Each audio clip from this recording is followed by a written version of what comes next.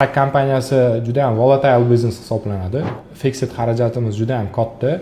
Agarda revenuemiz baland bo'lsa, bizning foydamiz ham baland bo'ladi. Revenue pasayib ketsa, zararga kirish oson bo'ladi.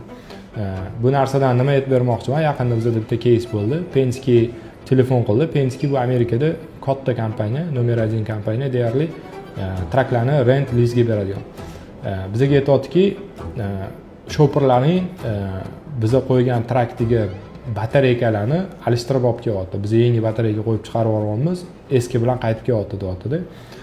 Tasavvur qiling, siz foyda zararingizni hisobladingiz bir oy ichida. Hammasi zo'r, chiki-chiki $100,000 foyda qildim deb hisobladingiz, lekin keyingi oy 15-chislosida sizga lizing kompaniya aytayapti, "Mana bunaqa xarajat sani kompaniyangga yozib qo'ydik." Ya'ni $30,000 50 ta trakka batareykasiga invoice tayinlab qo'ydik deyapti. U narsani isbotlab berish, u narsani ketida investigate qilish juda ham qiyin.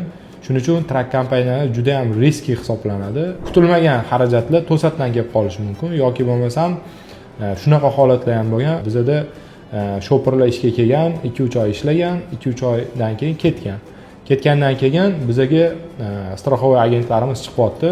Mana shu 2 oy ichida bu shopper mana bunaqa mashinani urib ketgan, urib qochib ketgan. Biz endi topdik. Mana kutilmagan yoki kutilgan shtraf. Yoki mana mashinasi $50,000 turardi. Urganda mana joylarini damage qilib ketgan, to'lab ber.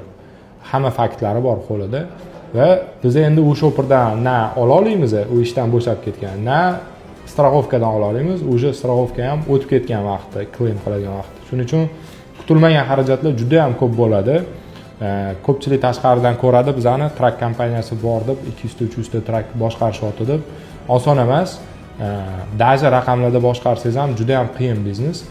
Shuning uchun tavsiya qilardim, har doim ko'p o'zbek kompaniyani xo'jayillarini ko'ramiz. Pul tushishi bilan bir oyda $500,000, $600,000 bo'lishi bilan xarajatlarni oshirish boshlashadi. Ya'ni living cost deydi, sirazi oshirishadi. Foyda keldi deb o'ylashadi, bir oy ichida foydani realizatsiya qilishadi. Pulimiz 500,000 dan 600,000 ga o'tdi, bo'ldi, endi ishlatsak bo'ladi yana 100,000 deb turib, yaxshi mashina olishadi, qimmat uylarga ko'chishadi. Bu esa kutilmagan xarajatlar kelganda cash flowni tanqisligiga olib kelib qo'yadi.